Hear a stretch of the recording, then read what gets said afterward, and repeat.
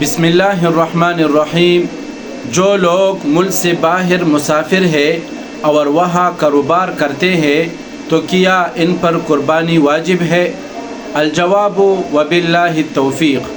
جو لوگ ملک سے باہر جا کر دوسرے ممالک میں کاروبار کرتے ہیں اور وہاں جا کر 15 دن یا اس سے زیادہ ٹھہرنے کی نیت سے اقامت اختیار کرتے ہیں تو وہ شرعاً مسافر نہیں کہلاتے۔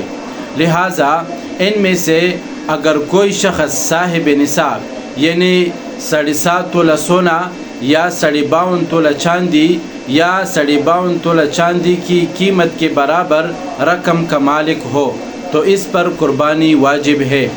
البتہ اگر کوئی شخص دوسرے ممالک میں 15 دن سے کم ٹھہرنے کی نیت سے اقامت اختیار کرتا ہے تو وہ شرعاً مسافر کے حکم میں ہے تو اس پر قربانی واجب نہیں ہے، باقی کرنے سے ثواب ملے گا۔